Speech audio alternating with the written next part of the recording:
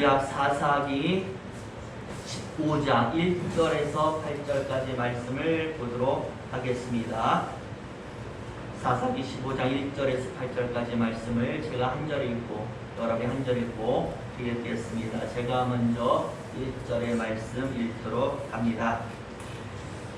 얼마 후 밀 거둘 때에 삼손이 염소 새끼를 가지고 그 아내에게로 찾아가서 가로되 내가 침실에 들어가 아내를 보고자 하노라.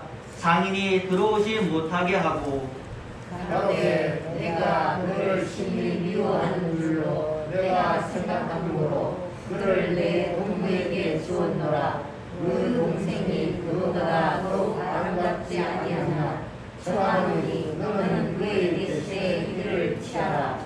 삼손이 그들에게 이르되 이번은 내가 블레셋 사람을 해할지라도 그에 대하여 내게 허물이 없을 것이니라 하고 삼손이 가서 여우 300을 들어서 그 꼬리와 꼬리를 메고 회를 취하고 그 두 꼬리 사이에 한 회를 달고 회에 불을 켜고 그것을 블레셋 사람의 곡식밭으로 몰아들여서 곡식 땅과 아직 배지 아니한 곡식과 감난원을 사른지라. 블레셋 사람이 가로되 그가 이 일을 행하였느냐. 복이 대답하되 빛나 사람의 사이 삼손이 장인이 삼손의 아내를 취하여 그 동무되었던 자에게 준 용목이라. 블레셋 사람이 올라가서 그 여인과 그의 아비를 불사르니라. 우리 7절과 8절 말씀은 같이 읽도록 하겠습니다. 삼손이 그들에게 이르되 너희가 이같이 행하였은즉 내가 너희에게 원수를 갚은 후에야 알리라 하고 블레셋 사람을 크게 모욕하고 내려가서 에단 바이즘에 거하니라. 아멘. 이 8절까지의 말씀을 읽었습니다. 오늘은 7월 마지막 주일 계속되는 사사기의 말씀을 우리가 보고 있습니다. 우리가 계속 이스라엘의 사사에 대한 말씀을 보고 있는데요. 마지막으로 삼손에 대한 기록을 우리가 저번 주에 이어서 계속 살펴보고 있습니다. 이미 저번 주에 우리가 삼손에 관련한 이야기를 하면서 묵상에 관한 그러한 교훈을 얻었습니다.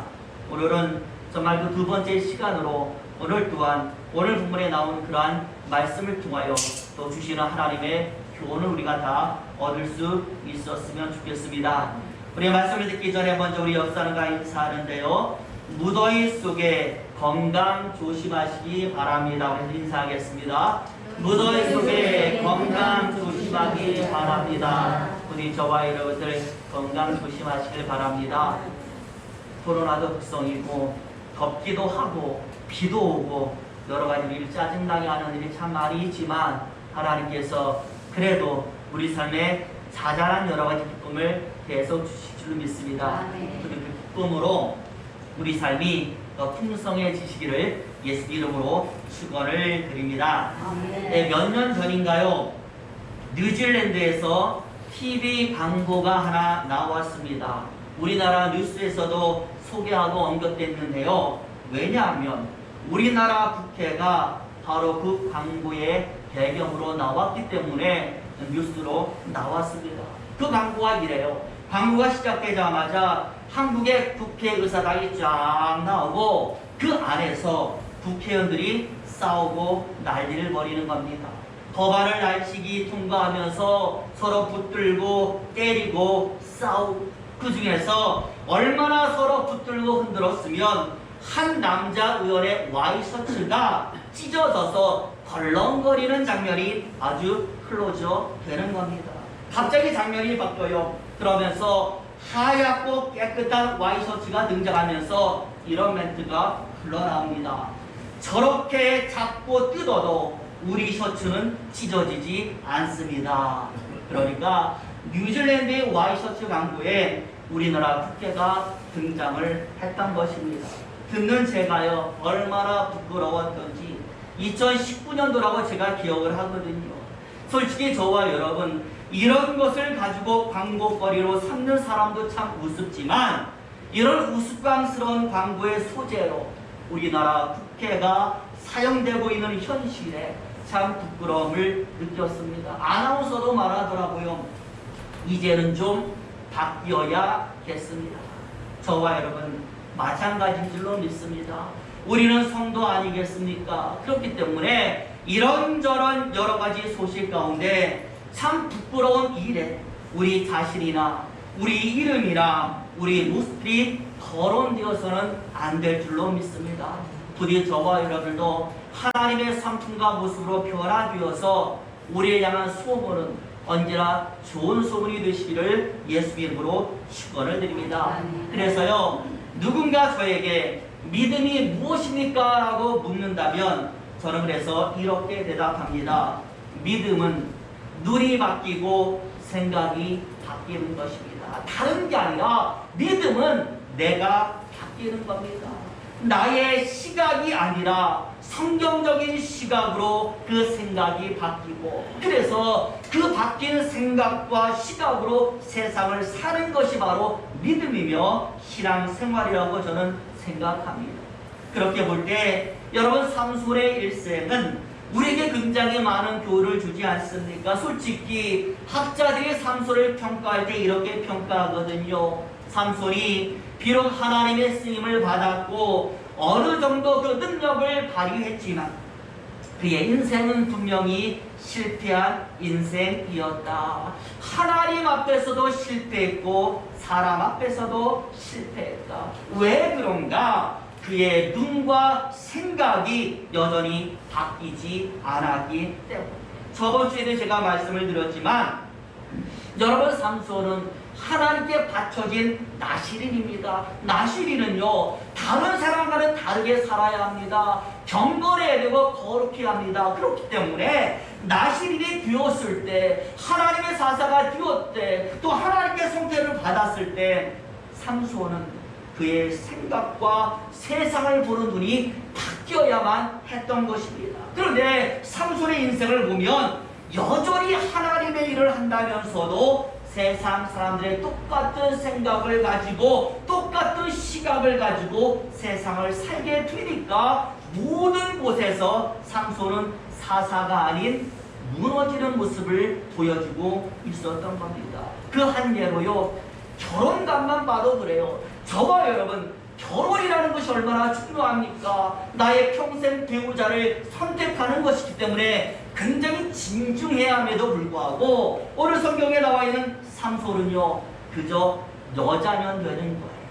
눈만 맞으면 결혼한다라고 그렇게 성경에 나와 있어가지고 이 여자와도 결혼하고 저 여자와도 결혼하고, 오늘 본문에는 원수의 나라 율법에서 그만 블레셋 여자와 결혼을 했는데 장인이라는 사람이 삼손의 아내를 다른 남자에게 시집보내버린 것이죠. 삼손이 가서 항의를 하는 거예요. 그런데 말하는 말이, 내게 딸이 하나 있으니까 그를 또 내 아내로 삼아라. 첫째가 가버렸으니까 둘째를 데려가라 라고 말하고 있어요. 정절도 없고 도덕도 없는 겁니다. 하나님의 사람인데 당시 세상 사람들이 하는 그대로 삼손이 살고 있으니까 다른 사람도 삼손 앞에서 이런 말을 그냥 하는 겁니다.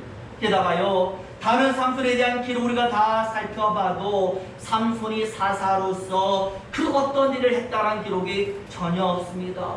기도했다? 없습니다. 예배 드렸다? 없습니다. 제사를 드렸다? 백성들과 함께 하나님을 불렀다? 전혀 없다라는 겁니다. 우리가 보잖아요. 성경 보면 그래도 하나님을 택한 사람들, 악인이라 할지라도 처음엔 얼마나 잘합니까? 그런데 삼손은요, 처음부터 하나님 불렀다, 기도했다, 이런 구절이 하나도 없고 오직 있는 것은 술 취했다, 여자를 찾아갔다, 사람들을 때려 죽였다, 사는 모습이 믿지 않는 사람과 똑같이 그려지고 있으니 저와 여러분, 누가 그를 보고 사사다, 하나님을 믿는 사람이라고 하겠습니까?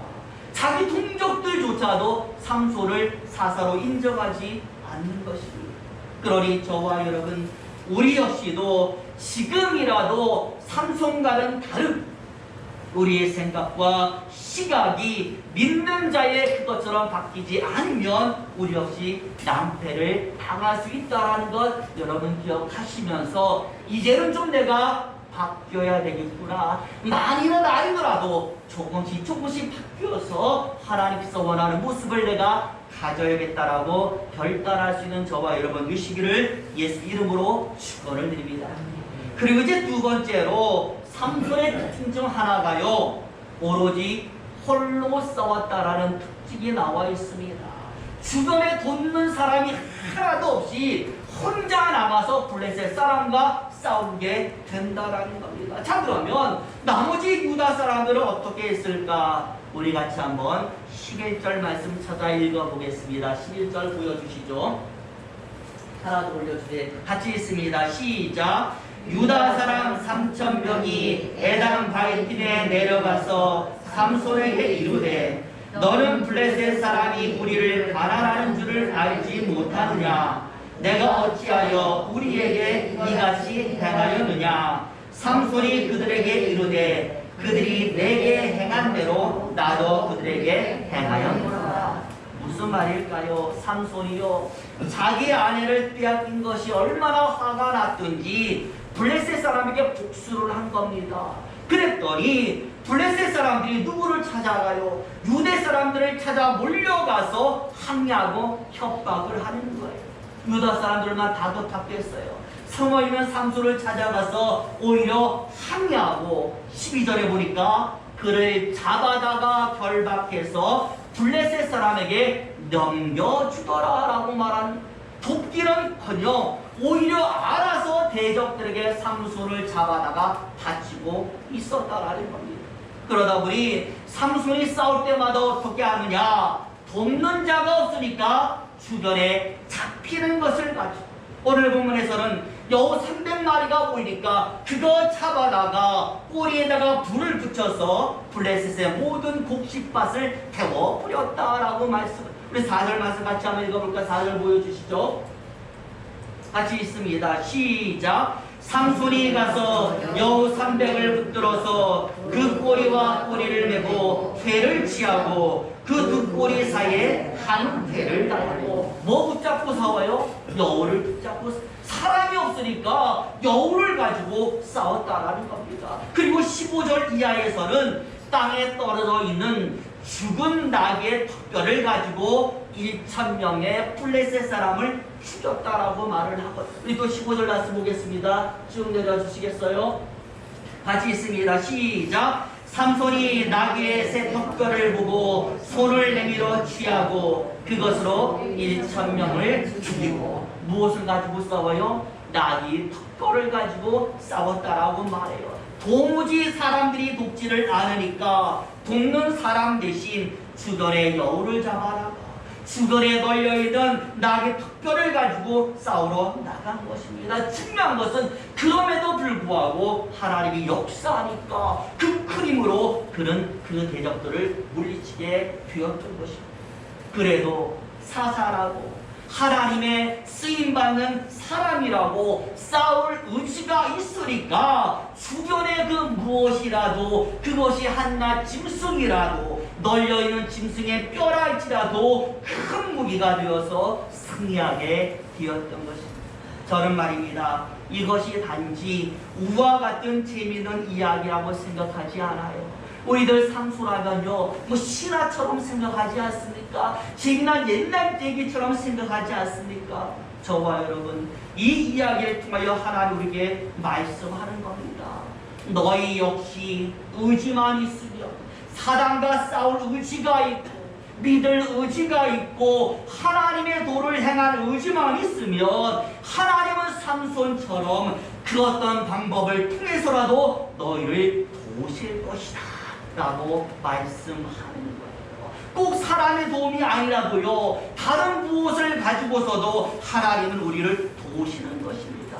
전혀 생각지도 않은 방법, 주변의 모든 것이 나를 돕는 도구가 되는 것이죠. 여러분도 기억하시잖아요. 정말 생각지도 않은 방법으로 우리의 문제가 해결되는 경우가 얼마나 많이 있습니까? 주변의 모든 것이 나를 돕는 도구가 될 수 있도록 하는 능력이 우리 하나님에게 있는 줄로 믿습니다.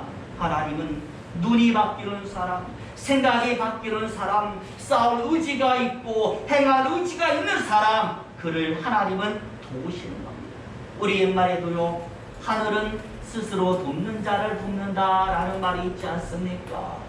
하나님을 모르는 우리 옛날 조상들도 이런 생각을 가지고 있었는데, 우리 믿는 자들에게 하나님의 나를 돕는다라는 생각이 없다라면 어떻게 우리가 믿음이 있는 사람이라고 할 수가 있겠습니까?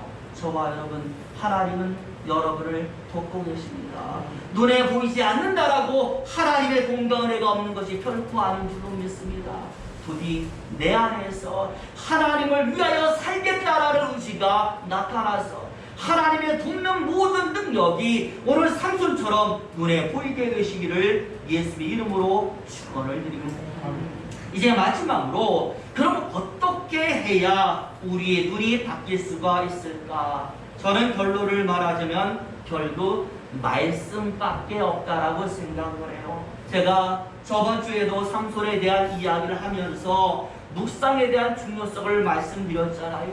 그 어떤 상황 속에서도 우리는 하나님의 뜻을 묻는 묵상이 필요하다. 문제가 있다라고 그 문제에 빠져서 호동거리는 게 아니라, 하나님 이게 무슨 뜻입니까? 라고 깊이 있게 물어보는 묵상이 우리에게 필요합니다. 그 묵상이 우리에게 여유를 주는 거예요. 우리 마음을 안정시키는 거예요. 하나님께로 우리 시선을 돌리게 만드는 줄로 믿습니다. 제가 어떤 책에서 봤거든요. 중국 사람과 유대 사람들이 강한 이유가 무엇인가? 인구 때문이 아니라 그들에게는 공통적인 하나의 특징 때문인데, 전에 내려오는 수많은 이야기들이 그들을 강하게 만든다라고 쓰여져 있더라고요. 여러분, 우리 알지 않습니까? 중국에 얼마나 많은 이야기들이 있어요. 동자 이야기, 맹자 이야기, 삼국지, 초안지, 서유기, 수많은 현자들의 이야기들이 내려져 있고 우리 또한 그것을 알고 있어요. 그것을 중국 사람들은 어려서부터 읽고 배우면서 조상들의 경험을 자기의 것으로 삼는다라는, 그래서 그것을 바탕으로 살아가니까 문제에 부딪혀도 헤쳐나가는 지혜가 있고 삶이 강해진다라는 겁니다. 유대인도 마찬가지 아니겠어요? 유대인에게 무엇이 있습니까? 탈무드라는 놀라운 이야기가 그들에게 있어요. 그런데 그 탈무드가 무엇인가 보았더니 다 성경 이야기 아니겠습니까? 하나님에 대한 이야기라는 겁니다. 하나님의 지혜를 유대인들은 가지고 있어요. 그런데 그 하나님의 지혜가 이미 살아왔던 이야기 아니겠습니까? 적용해서 좋은 결과를 봤던 것들이 다 거기에 기록이 되어져 있는 겁니다. 그러니 살아가는 후예들이 그것을 그대로 자신의 삶에 적용만 하면 되는 겁니다.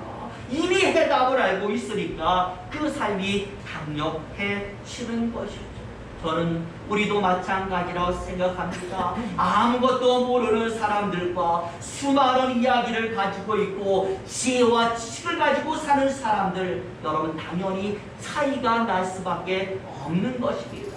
중요한 것은 단지 세상의 지식과 역사를 알아도 이렇게 차이가 나는데, 알고 있는 그것이 만약에 하나님의 말씀이라고 생각을 한다면 여러분 얼마나 강력한 폭발력이 거기에서 나타나게 되겠습니까? 당연히 많이 알고 있으면 있을수록 더 강력한 것이고 더 많은 폭발이 우리 삶에서 나타나게 되는 것입니다. 괜히 예수님이요, 선지자들이요, 목사님이요 할 말이 없어서 했던 말씀 되풀이하는 것 아니에요. 그것이 곧 힘이기 때문에 더 많이 알라고, 더 많이 들으라고, 더 많이 기억하라고 강조하는 겁니다. 복음서에 보면 예수님께서 제자들에게 말씀합니다. 나중에 성령께서 오시면 내가 오늘 너에게 한 이 모든 이야기들이 생각나게 할 것이다. 제자들이요, 예수님이 말을 해도 못 알아들어요. 예수님 도대체 이게 무슨 말씀이에요? 라고 얘기하니까 예수님이 얘기하잖아요. 걱정하지 마라. 이해하지 못해도 걱정하지 말아라. 나중에 성령께서 오시며 다 이해하게 해주실 거야. 다 생각나게 해주실 거라고 분명히 예수님께서 말씀을 하셨습니다. 그리고 그 생각난 말씀이 너희를 능력으로 인도하게 될 것이다. 저와 여러분, 들은 것이 있어야 기억도 나는 줄로 믿습니다. 제가 왜 이런 이야기를 지금 하느냐. 여러분 지금 몇 달입니까? 8월 달이잖아요. 내일이면 벌써 1년도요 7달이 지난 겁니다. 후반기로 접어들고 있습니다. 그래서 이때쯤 되면은요 새해에 가졌던 결심도 흐지부지해지고 그때 받았던 은혜도 점점 사라지고 있다라는 것이죠. 그렇다면 지금부터라도 우리에게 뭔가 앞으로의 시간을 우리에게 버팀목이 될 수 있는 또 다른 은혜가 필요하지 않겠습니까? 여러분, 그것이 무엇이냐 할 때 내가 들어왔던 하나님의 말씀이 되는 줄로 믿습니다. 앞으로 내가 보게 될 하나님 말씀도 나에게 능력이 되겠지만 이미 내가 들었던 과거의 말씀도 앞으로의 시간 속에서 우리에게 큰 능력으로 다가오게 되는 겁니다. 그렇다면 지금부터라도 하나라도 더 많이 듣고 알아야 되지 않겠습니까? 부디 저와 여러분들, 중국인들이, 유대인들이 자신들의 조상들의 이야기로 가득하듯이 저와 여러분은 하나님의 말씀 성경 이야기로 가득해지시기를 예수님의 이름으로 축원을 드립니다. 부디 정말 부디 성경을 부지런히 읽으시고요. 하루에 한 말씀이라도 여러분 읽으시고요. 그래서 저와 여러분들의 세상을 보는 시각이 지금이라도 좀 바뀌어서 할 수 있는 의지로 가득한 사람이 되어서 오늘 삼손처럼 내 주위에 있는 모든 것들이 나를 돕는 도구가 되어지는 놀라운 역사를 여러분들이 정말 시험하시기를 예수의 이름으로 축원을 드립니다. 기도하겠습니다.